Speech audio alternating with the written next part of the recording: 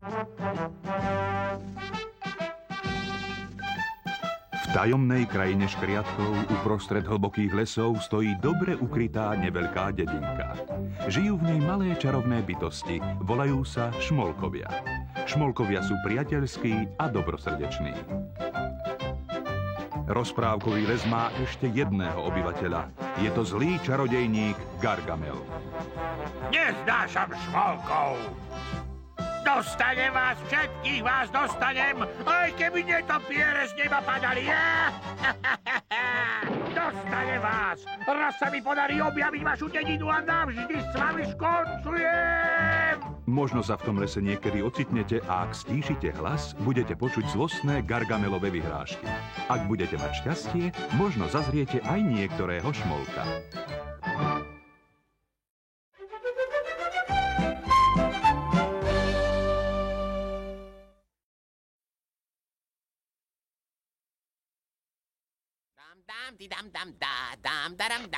Ach, áno, ďalšia šmolkovná úroda.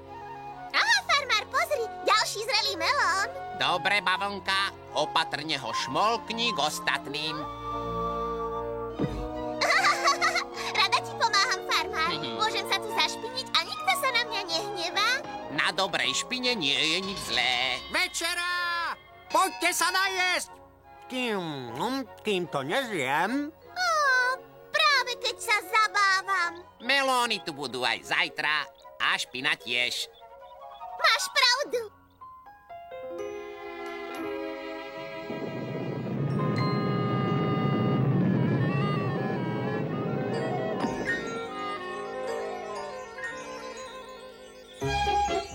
Ahoj, všemajster, vyzerá to na ďalší šmolkovský deň. Veru áno, perfektný deň na opravu hrádze. No, takmer perfektný. Prečo si hneď z rána taký šťastný, farmár? No, slnko jasne svieti na oblohe, úroda je v zemi, čo si viac môžeš, šmolko, želať. Čo sa to tu stalo? Pre všetkých šmolkov, čo robí dyňa na melónovom záhone, mala by byť medzi dyňami.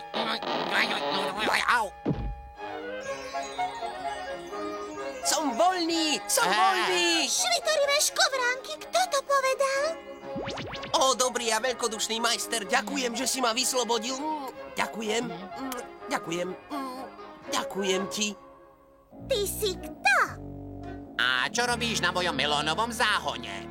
Ja? No ja som predsa Jean. Môžete ma volať Dyňko. To ale aj tak nevysvetľuje, čo robíš na mojom melónovom záhone. No, bol som uväznený v zemi, pretože som nevyhovel svojmu poslednému majstrovi. Neviem, znie to podozrivo. Počkaj, dokážem ti to. Tým, že splníš želanie? Bastri, šmolko, chcem nový vozík, 1 000 000 trilión šmolinov a... Je mi ľúto, ale môžem splniť len želanie svojho majstra. Koniec koncov to on ma zachránil. No, to je od teba šmolkovské, ale mne naozaj nenapadá nič, čo by som si mohol želať. Oho, nechceš slávu, bohatstvo alebo velikánske poklady? A na čo by boli? A ak teraz dovolíš, mám ešte prácu. Farmár, počkaj, porozmýšľaj o tom ešte, počuješ? Dokážem mu, že viem byť užitočný. A keďže on je môj majster, budem mu slúžiť, či chce alebo nie. Ale farmár, Dyňko by ti splnil každé želanie. Želanie? Nestačí dobrá úroda, zrelé šmoliny, šťavnatá zelenina, veľké melóny. Veľké melóny? Vyčarujem mu velikánsky melón, potom bude šťastný. Kadota kasaba. Čo sa to robí? Aj. Au. Joj. Kasaba kadota. Pomoc! Už zasa, kedy urobím niečo poriadne. Vydrž, farmár, vyšmolkujem ťa odtiaľ. Si v poriadku?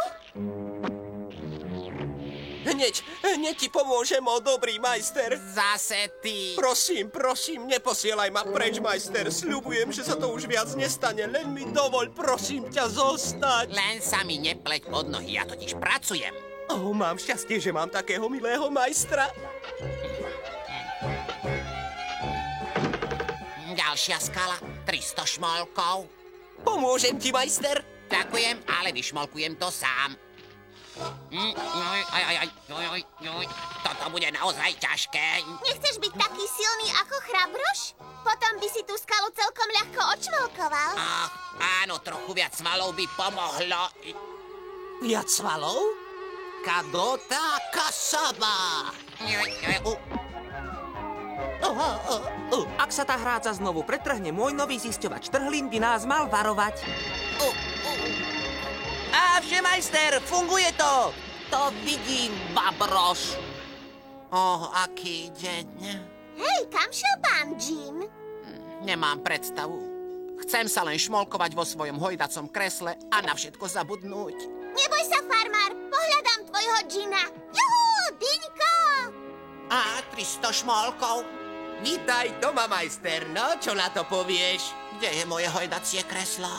Teraz sa o nič nestaraj. Ja všetko zariadím, súhlasíš? A keď farmár zdvihol dyňu, vyšiel z nej Jin. Teda, bavonka, toto je tá najsmiešnejšia príhoda, akú som kedy počul. Koniec koncov džinov nenájdeš na melónových záhonoch.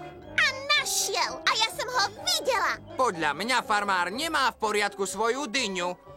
Ale keby to bola pravda, radšej sa na to pozriem. Koniec koncov, tatko Šmolko by chcel vedieť, keby bol v dedine nejaký džin. Pozri sa, cením si všetko, čo robíš, ale naozaj si nemyslím... Do večera. Nie si hladný? No, som hladný, som. Zariadím to. Kadota Kasaba. Čo? Ako som sa sem dostala? A prečo mám tieto smiešné šaty? No vieš, Molinka, chcel som len nejaké jedlo A ty mu ho dáš. Ja mu ho dám? To iste. Podáva sa večera. 300 šmolkov. Farmár naozaj našiel džina. Tatko Šmolko, farmár má džina! Farmár má džina! Hej, vráťte sa! Farmár!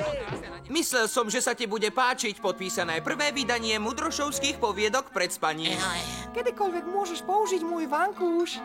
A tu je moje posledné majstrovské dielo. A ja som ti upiekol chutnú šmolinovú tortu.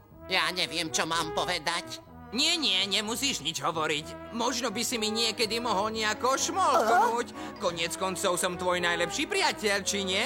Tvoj? On je môj najlepší priateľ. Obaja sa mýlite, on je môj najlepší priateľ. Prosím, prestaňte. Áno, buďte ticho. On je môj najlepší priateľ. No čo ty myslíš? Kto to povedal, že je tvoj najlepší Ja sa o to priateľ? postaram. On je môj priateľ. Kadota Kasaba. Hej, čo sa to šmolkuje? Daj ma dolu, Takto sa správaš k najlepšiemu priateľovi? Nie, nesúhlasím. To nie je fér, tatko Šmolko, musíš niečo urobiť. Porozprávam sa s farmárom o tom jeho džinovi, ale vy ostatní mu nesmiete závidieť. V skutočnosti sa to nemohlo prihodiť milšiemu Šmelkovi. Áno, ale mohlo sa to prihodiť múdrejšiemu Šmolkovi. A to mne. Tak toto je ten džin, o ktorom tak veľa počúvam, úžasné. Prostá a jednoduchá pravda je, že ja som prostý a jednoduchý Šmolko. Nepotrebujem takúto pozornosť. Ale niekedy by sme mali prijať pomoc od ostatných, aby vedeli, že sú potrební. Ale všetko, čo zašmolkuje, skončí zle. Viem, ale skús byť trpezlivý. Snažím sa byť trpezlivý, ale nie je to ľahké. Ahoj, farmár, kde je Dyňko? Požiadal som ho, aby vyčistil dom. Myslím, že nemôže narobiť škodu, ak ostane doma. Jaj! O, farmár, tvoj dom, straší v ňom. Nie. Čo sa tu robí? Pomoc! Prestaň, pomôžte mi niekto, Dyňko! Neboj sa, majster, zachránim ťa. Kadota Kasaba. Ako som mohol byť taký neopatrný. Ukáž, pomôžem ti, majster. Musíš si rýchlo vyzliecť tie mokré šaty. Kadota Kasaba. Nevieš urobiť nič poriadne. Som neschopný. Nezaslúžim si byť džinom. Dobre, nemyslel som to tak. Naozaj? Ďakujem, majster. Sľubujem, že odteraz to bude lepšie. Požiadaj ma o hocičo, nepokazím to. No, chcem trochu dažďa na moju úrodu. Ako by sa stalo? Kadota kasaba.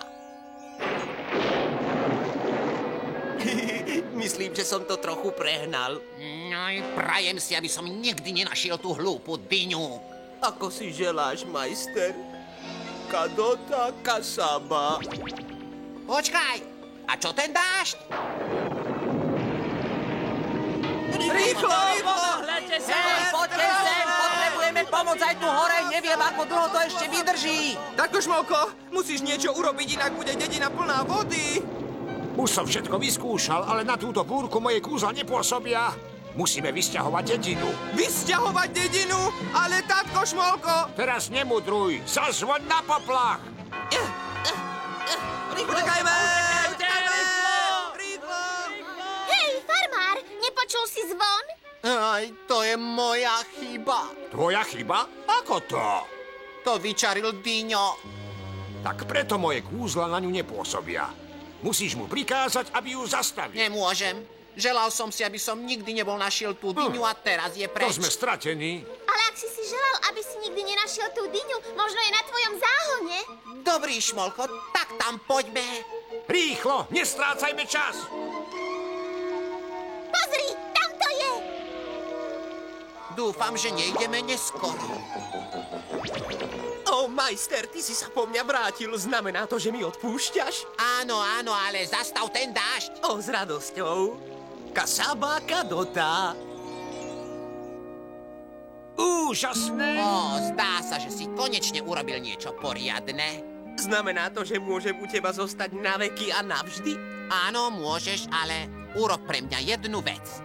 Čokoľvek, čokoľvek! Už nikdy nič pre mňa nerob. Nevydržím toľko vzrušenia. No, ty si ten najlepší majster na celom svete. Vyzerá to ako začiatok krásneho priateľstva.